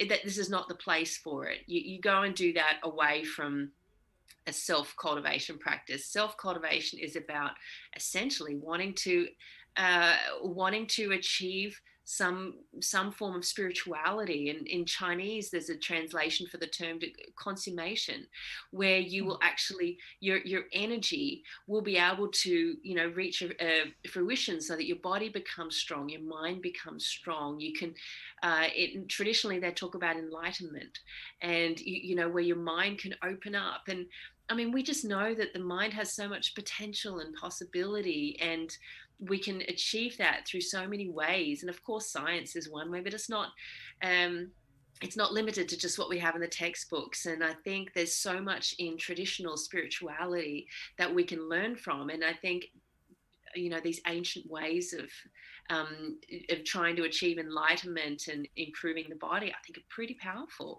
and worth looking at. So, but none of those were, if you look throughout history, none of them were trying to seek political control, because political control is so small compared to having control over your own self. But that was my conclusion in the book, is that actually that's what is, and I don't know if the communist leaders thought that at the time, but really I think that is the most fearful thing for a totalitarian regime, is to have people really become free. Yeah. And once you know that the world is really so big, and that really I'm just a pretty small ant to know that the universe is so big, the world is so big, there's so many layers to what's going on, and there's interdimensionality and energy, and the brain, we just haven't unlocked all the potential of the brain. When you really think about that, actually political struggles are just really kind of small, and who cares who's in power in politics? just let me be. So for Chinese people to start thinking that actually politics doesn't matter that much, that is a scary thing, because communism is all about politicizing everything, where the party rules everything from food to education to style and fashion and entertainment. And cultivation is about not caring about politics at all. So if Chinese people stop caring about politics, they're not going to fear the Communist Party. So yeah, actually, I think that was my conclusion, that the free thinking and expansive thinking is a big threat to totalitarian regimes, because people start to realize that that people's lives are precious, and they are valuable, and they're worth standing up for, and they're worth fighting for. Whereas under a communist system, individual life is not valued, it is dispensable, and a minority can be wiped out at any point in time for the good of the majority, the ruling elites. So once you start to see through all these things, and you don't have to be anyone seeking enlightenment or self-improvement to wake up to that, if you've got a brain, you can come to that without any spirituality. So it's not like only through Falun Gong or some spiritual aspect that you come to those conclusions. Right. Saying, this is my sense thinking of things, but also because why did they fear Falun Gong? These people were starting to really value their lives and value their minds and their spirits, which communism had said, you don't have a spirit, and your life doesn't matter. Yeah. Wow. A big contrast. Yeah. And that is exactly why that would be so freeing to people. So how cool and how beautiful. And that myself, I was very attracted to communism, and I was a revolutionary communist in my youth, unfortunately. And it was a good learning experience. So now, because I'm like, oh, wow, like you can really get sucked into this because you really think you're doing the right thing. And then you see a little bit more and you're like, this is not in any way good. But that was one of the things that kind of woke me up to it, was when I learned that you're not allowed to have any sort of spirituality, period. I was like, well, no, I mean, people can just like do their own thing, right? Like, no, you're not allowed to. I'm like, well, how can you control people's minds and souls? Like, that's crazy talk, and that's just the way it is. And there's no questions asked. And I would try to ask questions, and they're like, okay, maybe you need to leave this like organization now. I'm like, yeah, I definitely do, and so, but it makes sense, because a spiritual awareness, you truly understand it inside of yourself, you don't really have fear anymore. And like you said over and over again, that is their tool. It's fear. So it is maybe one of the most threatening things that they can imagine is spiritual awakening and some level of enlightenment, or at the very least jailbreaking your mind from this, very limiting structure. And isn't that amazing? I was thinking about this woman, Kafei, in our movie, and she was 32 years old, and she was a bank worker, and she was so scary for a totalitarian regime. True. With all the guns and the money and the police officers and enforcement and shiny uniforms and everything that they've got. She was so scary to them that they had to handcuff her. She had no weapons. And so what is the scariest weapon for the Chinese Communist Party?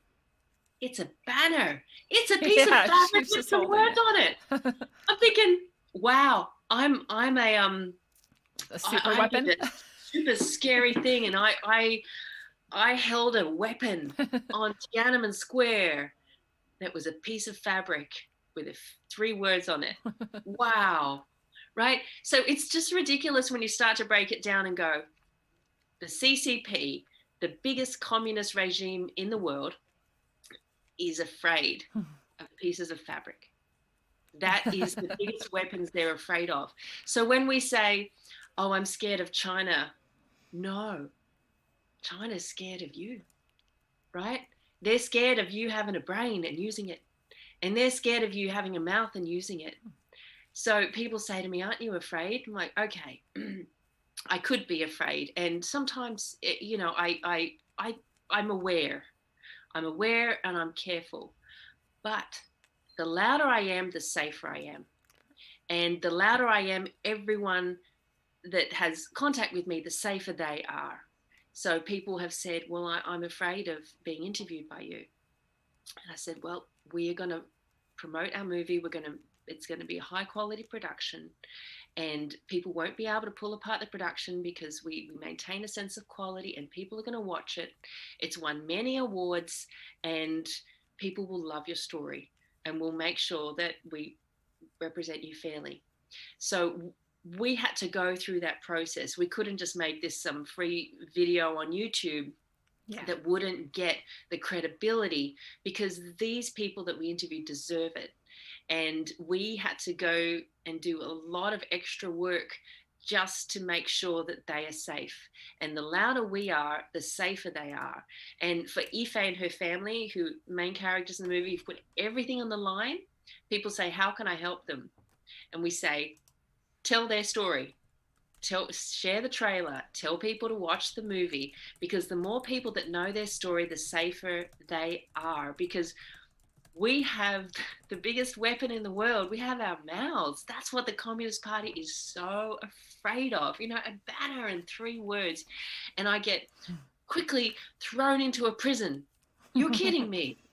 So, when we come back to reality and say, well, that's just bizarre, that's when we realize that the CCP is not flawless. They are not ironclad, foolproof, going to last forever. And my in-laws, who escaped Czechoslovakia, the former Czechoslovakia, my father-in-law's father was a high-profile Communist Party member, but his son didn't want to be connected with the regime, and the whole family was in danger. So they escaped.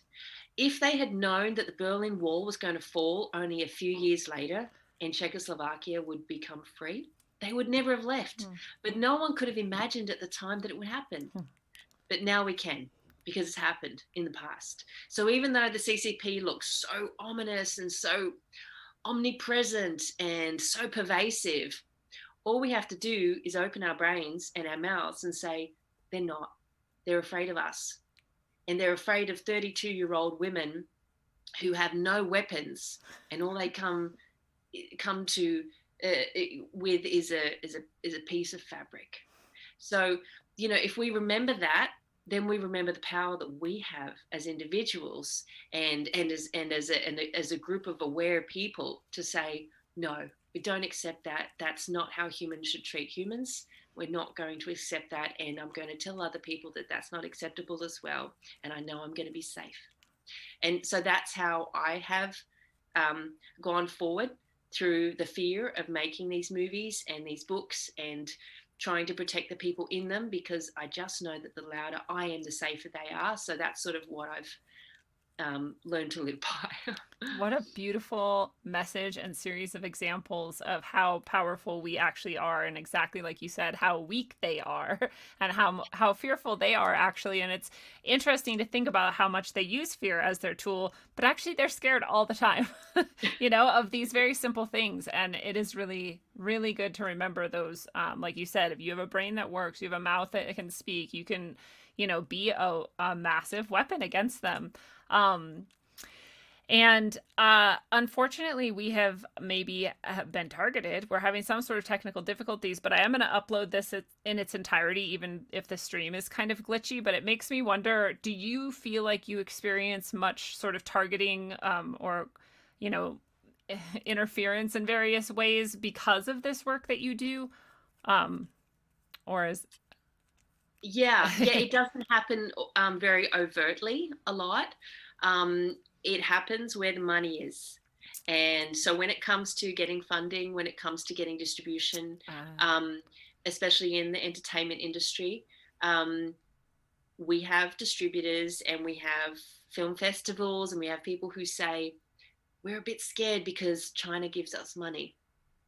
We get funding, we get advertising support from the CCP. We're afraid to include your film. We've had many that have just bravely said, we're independent, we support good movies, your movie is a good movie, here, take the award. And we just love it that there's people who are, of course they're brave, but they're also mostly they're just real American people and they remember American values. And I think that's what it comes down to. This is the fundamental difference between America and the CCP, and this is what the CCP wants to destroy. So anyone that's siding with that form of censorship is not valuing what America is based on.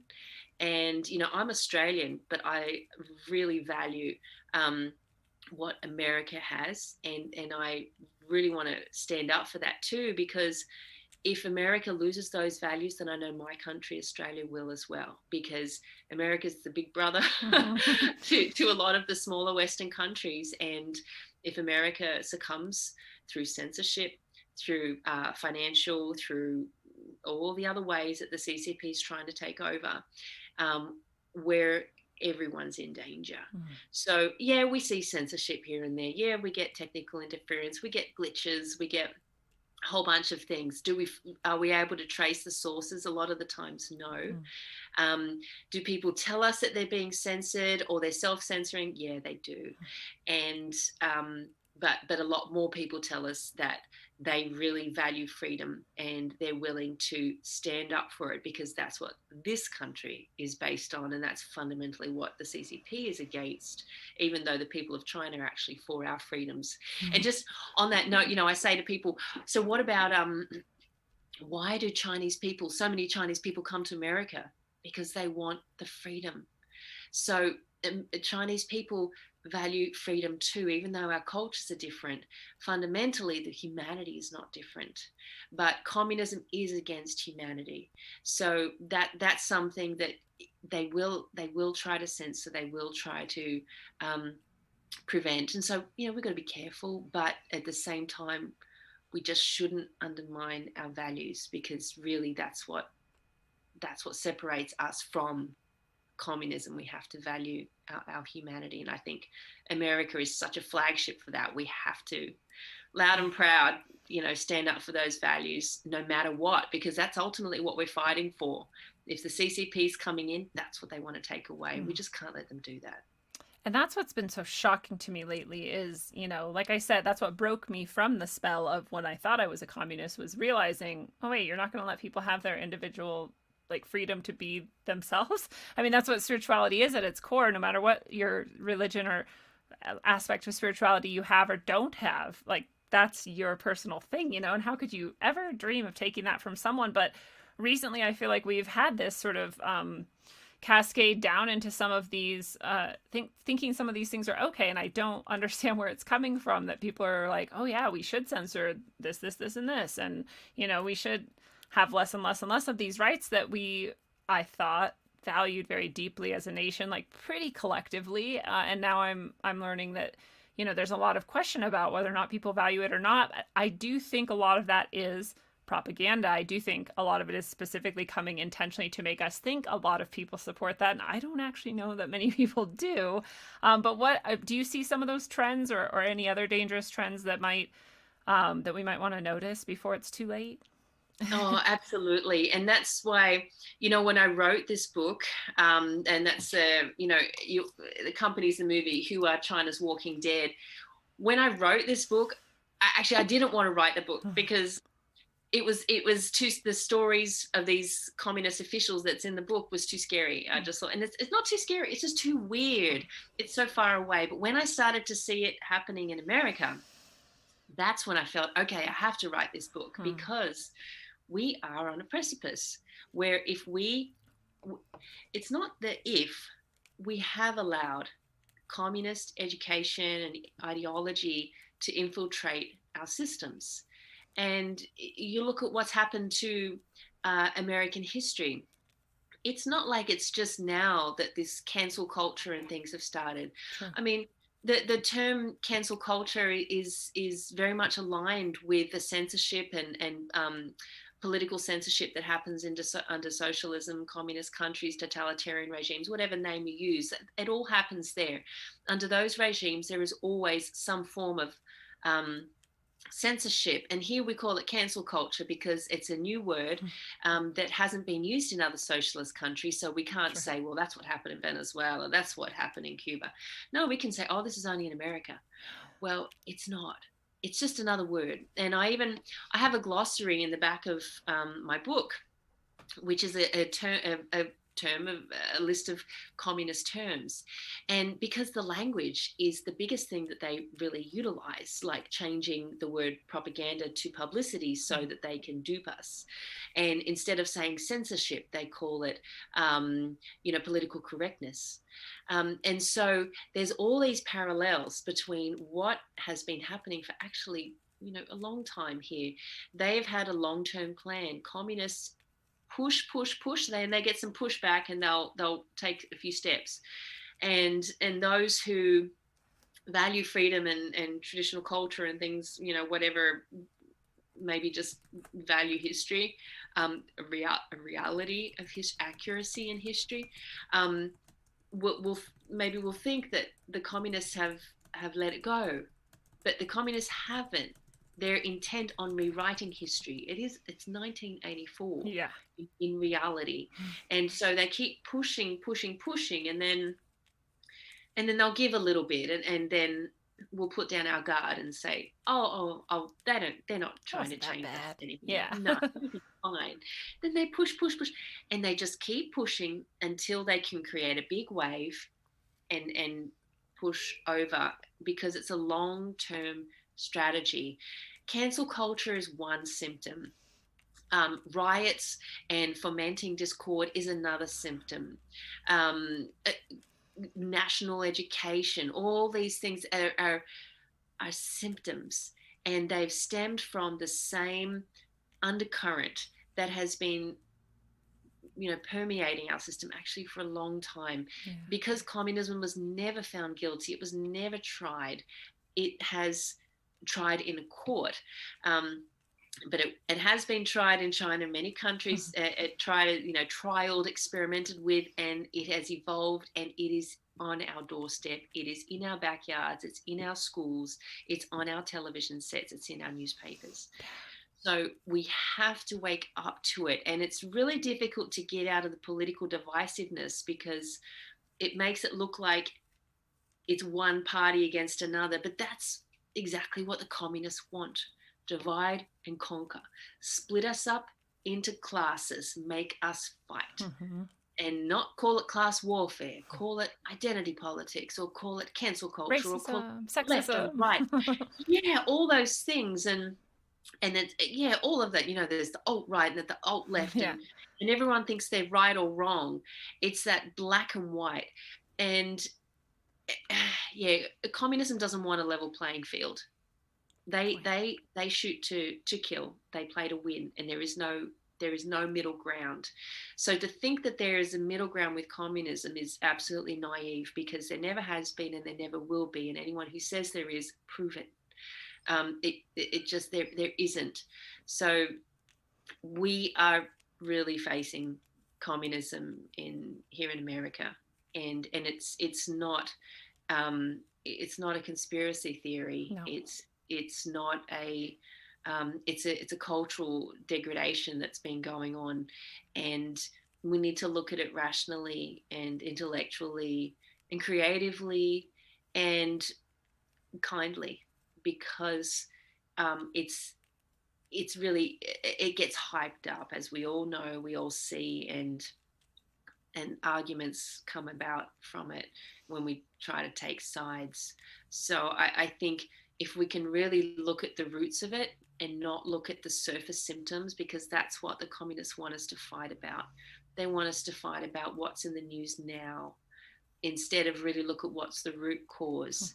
Is that the root cause is an ideology that doesn't value humanity, and they're just trying to split us up on the surface so that we'll attack each other and hate and fear.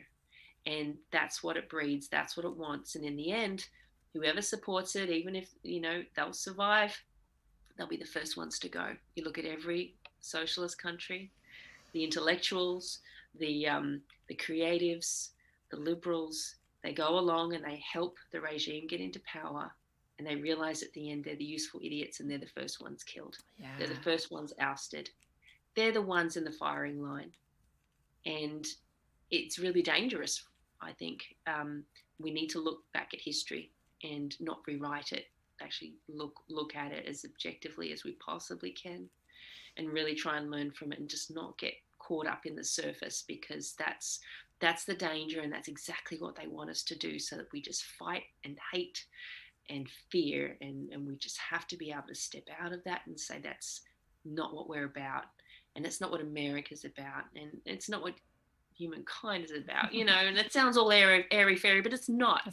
They make us think it's airy fairy, and that those things are undervalued and not worthy and out of date and everything. But no, we've still got two arms and two legs and two eyes and in a head. That hasn't changed since 1700s. However, going back, we still are human beings. And yeah, of course, our brains and cultures have evolved, but we are still human beings. So anyway, we can go on for this forever on this, can't we? But I think that's what it comes down to. We mustn't forget our roots, and we mustn't get caught up in the surface symptoms, because that's exactly what they want. I love that message, and exactly what you said, not going along with the hate and the fear and the division is a fantastic way to stay out of this and to keep it from coming as much as possible. And remembering exactly that, like we were talking about how difficult it is to go to a new country, maybe, or especially to live in a new country, and things are so different, everything's so different. At the same time, we do see this similarity, like you said, all throughout time, all around the world, and that is that people in general, pretty good. They love their families. They want to just kind of live their life. And that's a kind of universal thing. And along with that, we can add those values that we've been instilled with, which are freedom and freedom of speech and these things. And also, like you said, look at the way they're twisting language to manipulate us into getting rid of those things by choice, instead of at the barrel of a gun. We're just, whittling them away slowly. And so they're all really empowering ways to look at this and to keep ourselves, aware and awake and resisting those movements that are trying to take over. And do you have any advice for people, who are now maybe more aware than they were when they started this talk, and maybe they're kind of fired up about it and they want to do something? And are there any organizations they can maybe support or connect with or just look into, or anything like that you might suggest? Well, I mentioned that, what's really helping the Chinese people themselves is the Tuidang movement. There's an English website for that. I think it's called Reject CCP, either .com or .org, but Reject CCP.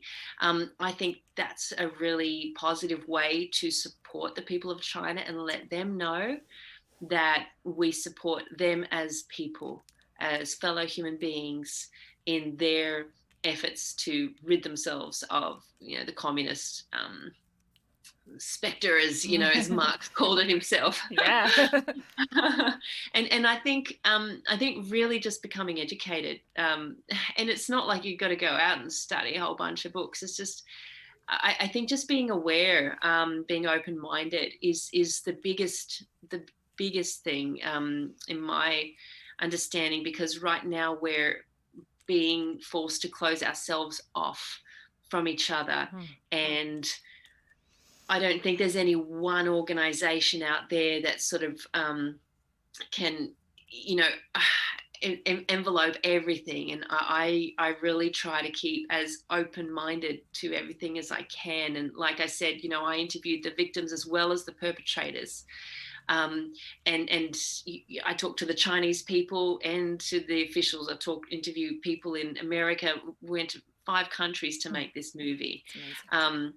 So I think we need to be broad-minded and look to the present, look to the future, but really look to the past as well. So I think just not to limit ourselves, because it's too easy to get into a box, and I just don't think that helps anyone. And the more open-minded we are, I think the more open-hearted we are. And that is a really powerful way to overcome that fear and hate that the communists want us to have, by being closer to each other and closer to our communities. So I really think I would definitely check out Reject CCP for when looking at for China. But I think here we need to just look at different media sources. Don't just look at one. Don't just look at the left. Don't just look at the right. Don't just look at the center. Open your eyes. All of it, yeah. Talk to everybody. Someone doesn't like what you like, great, go and talk to them. And just listen to them. Someone likes what you like, great, listen to them too. But don't go in there with the thing, I'm going to change you to be like me, because, well, that's just boring. If everyone's the same, that's totally going to be totalitarian society. It's the last thing we want. Value individualism, so I think don't look to any one place at all. Look everywhere. But of course, do go to our website, findingcouragemovie.com, swoopfilms.com. Check out the movie, check out the book. I can say that certainly to enjoy some great stories and some on the topics, but just keep an open mind and an open heart. I love that message, and it's exactly what we need to hear, I think, more and more, because there's so many people, no matter what community you go into, no matter where on the sort of political globe you might land, that are very much just like, well, this is it, this is the truth, and that's the end, and you don't think that, so you're the enemy. And that is the exact type of thinking, no matter what side you're sort of on. If you're not willing to sort of see other people as humans and reach out and listening, that's not even a skill most people have anymore. So I really hope, everyone, I think this audience is a pretty good group of badasses who are pretty good at listening and thinking openly. So, they're there, and maybe we can help spread that to more people. But I really, really want people to go check out the film and go to Finding Courage. It's findingcouragemovie.com, right? Yeah. And I really, really hope that people will purchase the film, not only because they get to then watch it and it's beautiful. You get, music with it. The soundtrack comes with it. You get extra, clips and interviews. You get the book too, right? Or was... Yep, the book. Yep. All of that in one, and it's very affordable. And then you're supporting something that's really necessary in the world. And so I hope people feel like going out and doing that. And you had a special offer for Rogue Ways listeners that if they do go there, they can get that. So maybe you want to share that with us as well. Yeah, please go to findingcouragemovie.com. And when you purchase it, use the code ROGUE, ROGUE, and you will get a $5 a 25% discount, which gets you $5 off, and you're still supporting our work, and you're supporting your community, and we'd love you to enjoy the movie, and please, if you enjoy it, share the trailer, and and share the code with everyone as well. Let them use the discount too. Oh, cool. Yeah, that's really nice and generous of you. And I hope people take advantage of that too, especially because of the discount. And yeah, share the message, send it around, tell people, especially if it's fallen out of some people's minds. It's a good reminder, even if some people kind of already were hip to all of this horror, that it's not bad to remember that this is still going on, and to watch And out for it in our own world. and ultimately it's a family story. So even though it's on this issue, it's a family story. So It is. you don't have to be wanting to watch. I mean, it even won at some film festivals. It won Best Picture, which is really unusual for a documentary, because usually you kind of win Best Documentary, which we did too. But it also won Best Picture up against scripted narrative films. Wow. And so it's really like, people have told us, and we think it's, we think it's a great story. It's not something you need to sit down with. I mean, we say get your popcorn out, watch it on the biggest screen you can, because it's visually beautiful, and the soundtrack is amazing. We had these amazing musicians, truly talented, amazing. We're so blessed to have these guys work on this movie. I mean, they've written songs for top artists and things. They're really well established musicians, and they've done this beautiful soundtrack, which you also get when you buy the movie.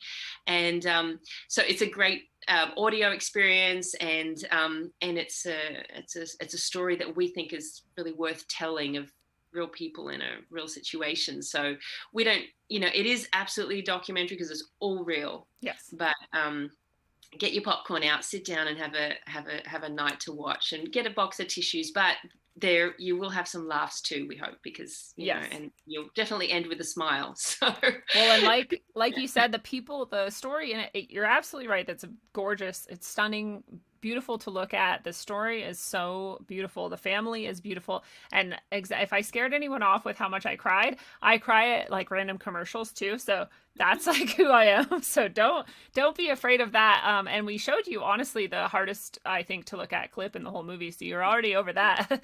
But absolutely, there's so much upliftment in it. There's so much hope.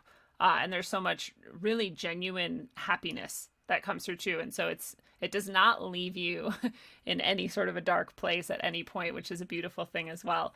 And yeah, it's really there's no reason not to go and get this, especially with the discount. And so I'm really, really hopeful that people will take advantage of that. And Kay, it has been so amazing to talk to you. Your perspective is really unique. You're one of the few people who has sort of spanned both worlds and come out in a very even and objective and honest sort of way, without any sort of personal gain involved in this. This is all just your vision and your passion, and I really appreciate that. And I just am wondering if you have any final thoughts that you want to leave people with, or just sort of words or ideas that you want people to think about as they leave the show tonight. I think final words is what we were talking about before. What's really important, I think, now is what we face here, and we can learn from China. And I think we can learn from China, but not to see China as way over there, but see it as like, that's what they've been through, and this is where we're heading if we don't do something about it. So I think it's a pretty serious situation. But we need to really think about that, and just not to see China as, I mean, we talked about the distinction between the Communist Party and China, but I think the distinction between the values of the Communist Party and the values of America really, really get back to start to think about what do we really value here.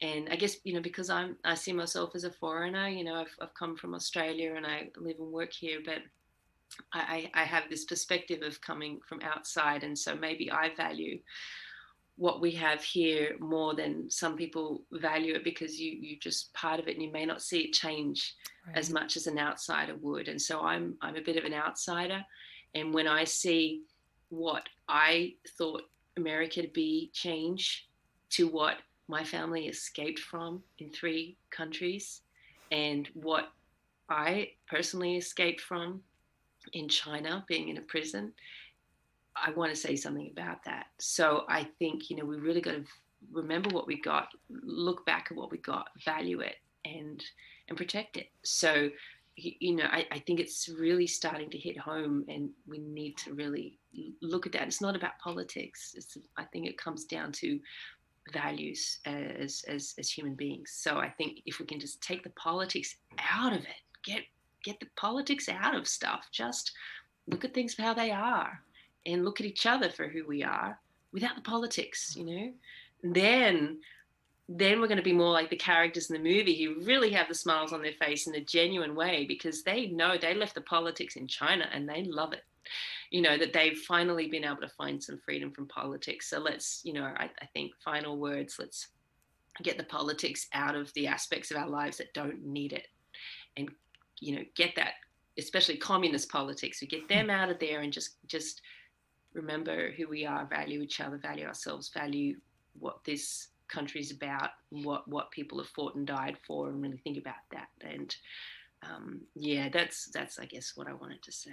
That's a beautiful message, because I think it gets down to that exact, you know, values and principles. And like you said, people fought and died for it for a reason. And we can see it in other places that don't have it, what happened, and really, you know, taking that to heart is very important.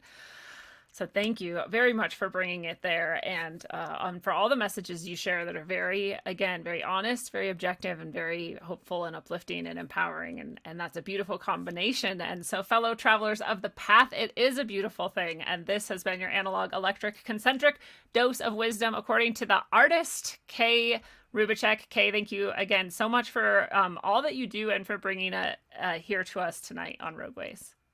Thanks for having me. Well, apathy and complacency are the tools of evil. Your world crumbles when you do nothing to stop it. Watching liberties erode and saying nothing, encouraging the oppression of some because of the convenience it affords, or slinking away from abuse because it allows you to travel through one more day without facing danger.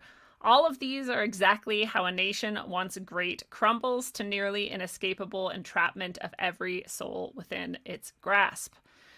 Every single human has the power to speak up, step in, and stand tall, and the only way that evil wins is when enough of us refuse to do so. So until you know you'll never melt away from the chance to root out darkness in the moment it rears its fangs your way, travel well, aim for balance, and always look inside first. Mwah.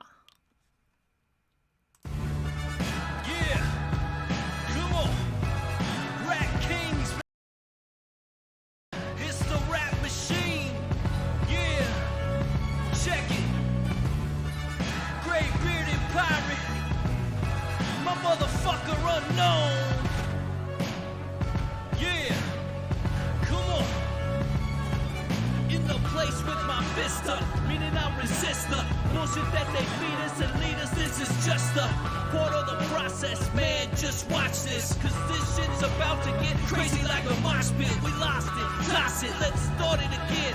Cause now with technology, with smarter men and women, this is the beginning, not the end. And this is the message of hope that I send. Look on your TV, it's a culture of death. They'll keep on lying to the very last breath.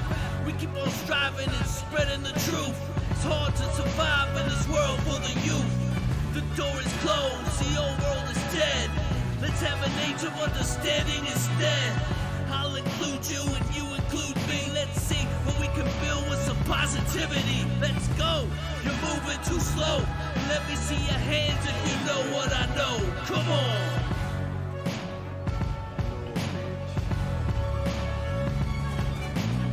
Rap like mummy, ain't no dummy in my rhyming. Started flowing freestyle and now they rhyming loud silence. On with the violence, bodies piling with the gray bearded pirate. On your TV in 4K 3D virtual reality.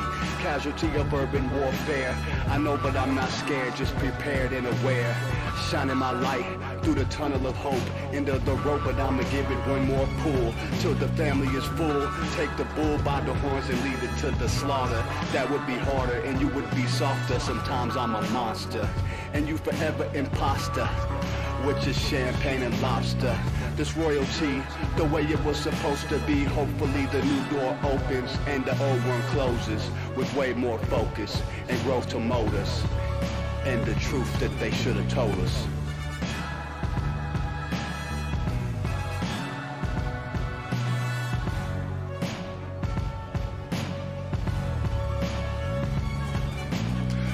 to them screens, it's a plot to drop the IQ. Fighting amongst each other over rulers that don't like you. Prefer us trapped in melancholy with the wood wands of holly. Suggestions that obliterate to camouflage the folly. Attempted mental robbery, executed sloppily. The paupers see this mockery and walk the talk with me. Put the hands up to touch the Akasha, cause you know deep down there's something bigger than your wallet. Everyone got a gift, everyone got a light. They want you to forget that ish, cause they can't dim the bright. The positive vibration takes you past the sign shackles, from the sewers and the alleys in the moving castles. Who these assholes really serving with an exposed Achilles surgeon around the corner lurking to prove ascension trumps perversion? Learn them to catch fish and unplug the signal. Show them the simpletons now build the fucking temples.